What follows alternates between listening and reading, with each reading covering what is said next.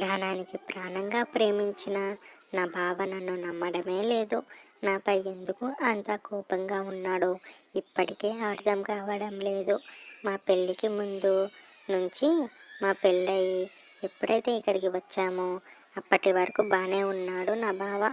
ఇప్పుడు నాపై ఎందుకు ఇలా ప్రవర్తిస్తున్నాడో అసలు అర్థమే కావడం లేదు.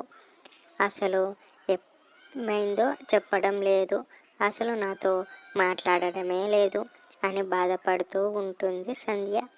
అలా తన పనులు తను చేసుకుంటున్న సమయంలోనే ఒక్కసారిగా ఫ్రెండ్స్, మీరు మా వీడియోస్ని చూస్తున్నారు కానీ లైక్ చేయడమే లేదు ఫ్రెండ్స్. ఎవరైతే చూస్తున్నారో వారి నుంచి మేము కోరేది ఒక లైక్ మాత్రమే ఫ్రెండ్స్. అందుకు ఒక లైక్ వేయండి. Thank you all.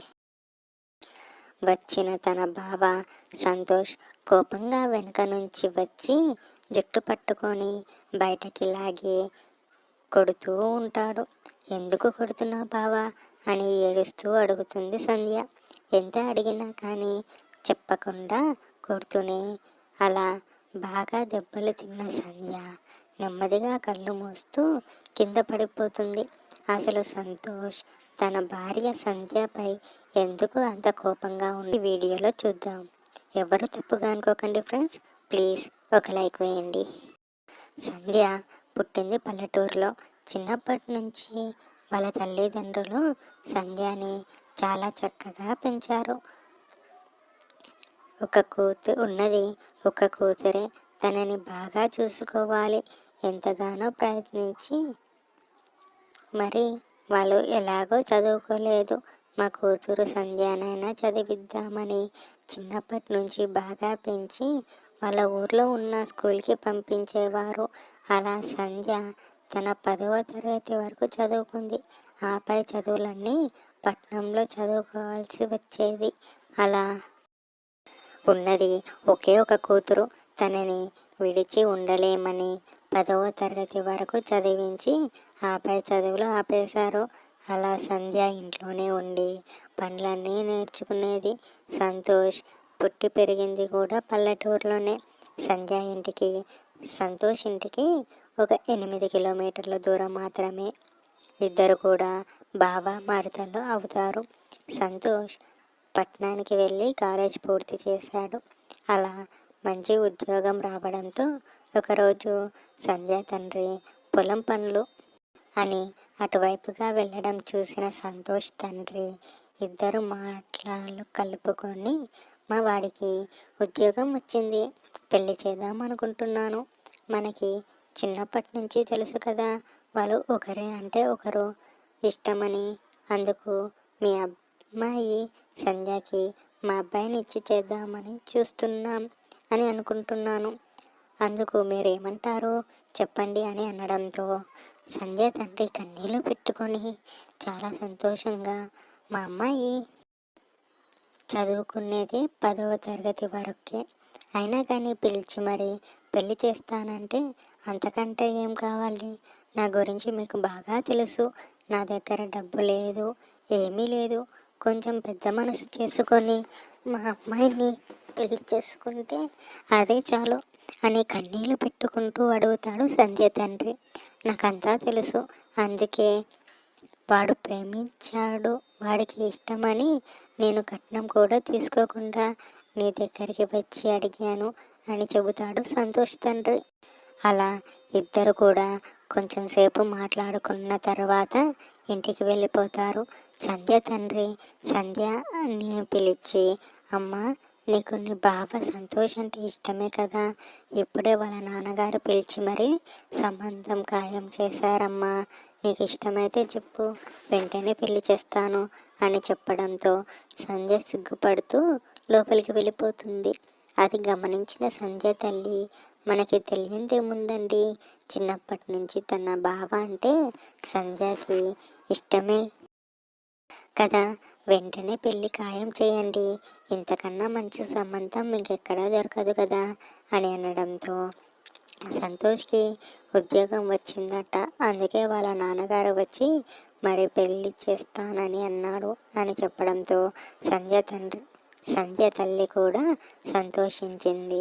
అలా సంతోష్ తండ్రి సంతోష్కి ఫోన్ చేసి, బాబు సంతోష్, నీకు నీ మరదలు సంధ్య అంటే ఇష్టమే కదా, ఇందాక వాళ్ళ నాన్నగారు పొలం పనికని మన ఇంటి వైపు నుంచి వెళ్తుంటే పిలిచి మరీ అడిగాను. ఎంతగానో సంతోషించి కన్నీళ్లు తెచ్చుకున్నాడు అని అనడంతో, మీకు తెలియందేముంది నాన్న, చిన్నప్పటి నుంచి సంధ్య అంటే నాకు ఇష్టమే కదా అని చెప్పడంతో, పంతులు గారిని పిలిచి ముహూర్తం పెట్టిస్తాను, అప్పుడు నువ్వు లీవ్ పెట్టుకొని రారా అని చెప్పి ఫోన్ కట్ చేస్తాడు సంతోష్ తండ్రి. అలానే అని చెప్పి ఫోన్ కట్ చేస్తాడు. అలా ముహూర్తం కూడా దగ్గర పడడంతో సంతోషంగా సంతోష్ లీవ్ పెట్టుకొని ఇంటికి వెళ్తాడు. అలా త్వరగా పెళ్ళి ముహూర్తం కూడా దగ్గర పడడంతో సంతోషంగా ఇంటికి వెళ్తాడు. అలా త్వరగా పెళ్ళి పెట్టించుకుందామని కొన్ని చుట్టాలు అందరూ ఊర్లోనే ఉన్నారు కదా అని చెప్పి అందరికీ త్వరగా చెప్పేసి పెళ్లి ముహూర్తం కూడా ఖాయం చేస్తారు. అలా ముహూర్తం దగ్గర ఉండడంతో మరికొన్ని 10 రోజులు లీవ్ పెట్టేసుకొని సంతోష్ అలా పెళ్ళైపోయిన వెంటనే ఆఫీస్ నుంచి ఫోన్ వస్తుంది. మిమ్మల్ని హైదరాబాద్ ట్రాన్స్ఫర్ చేశాము, మీరు రేపటి నుంచి అక్కడ ఉద్యోగం చేసుకోవాల్సి వస్తుంది అని చెప్పడంతో సంతోష్ చాలా సంతోషంగా ఈ విషయం మా తల్లిదండ్రులకు అలాగే సంధ్యకి చెప్పడంతో సంధ్య మాత్రం తల్లిదండ్రులను విడిచి దూరంగా ఉండాల్సి వస్తుంది అని బాధపడుతూ ఉంటుంది. అదే వాళ్ళ తల్లిదండ్రులు మాత్రం చాలా సంతోషంగా ఊర్లో జనాలందరికీ చెప్పుకుంటూ ఉంటారు హైదరాబాద్ వెళ్తున్నాడు అని. మరుసటి రోజు తల్లిదండ్రులకి చెప్పి అక్కడి నుంచి వెళ్ళిపోతారు కొత్త జంట. ఇల్లు వెతుక్కుండి అందులో సంతోషంగా గడపాలని ఎన్నో కోరికలతో వెళ్ళిన సంతోష్ అయిపోయాడు. ప్రతిరోజు ఆఫీస్కి వెళ్ళి సాయంత్రం డల్గా ఇంటికి వచ్చేవాడు. అలా వారం రోజులు పోయాక పని మొత్తం అలవాటైపోయింది. చాలా సంతోషంగా ఇంటికి వచ్చాడు. అప్పుడే పక్కింటతను సంధ్యతో మాట్లాడిందంతా గమనించిన సంతోష్ అప్పటి నుంచి మనసులో ఏదో పెట్టుకొని ప్రతిరోజు బాధపడుతూనే ఉండేవాడు. ఎప్పుడైతే సంతోష్కి అనుమానం మొదలైందో అప్పటి నుంచి సంధ్యని అనుమానించడం మొదలుపెట్టాడు. అలా ప్రతిరోజు ఆఫీస్కి వెళ్తున్నట్టుగా వెళ్ళి మళ్ళీ మధ్యాహ్నం ఇంటికి వచ్చి తెలియకుండా అని కిటికీలో నుంచి చూస్తూ ఉంటాడు సంతోష్ వెళ్ళిపోయిన తర్వాత ఆ పక్కింటి అతను సంధ్య రూమ్లోకి వెళ్ళడం గమనించిన సంతోష్ కోపంతో మండిపోతూ ఉంటాడు. అలా ఒకరోజు సంతోష్ ఆఫీస్కి వెళ్ళినట్టుగా వెళ్ళి బయట చూస్తూ ఉంటాడు. అప్పుడే పక్కింటి అతను సంధ్య రూమ్లోకి వెళ్ళడం గమనించి కోపంతో అక్కడే ఉండిపోతాడు. అలా ఆ పక్కింటి అతను బయటికి వెళ్ళిపోగానే కోపంతో వచ్చి సంధ్యని కొడుతూ ఉంటాడు.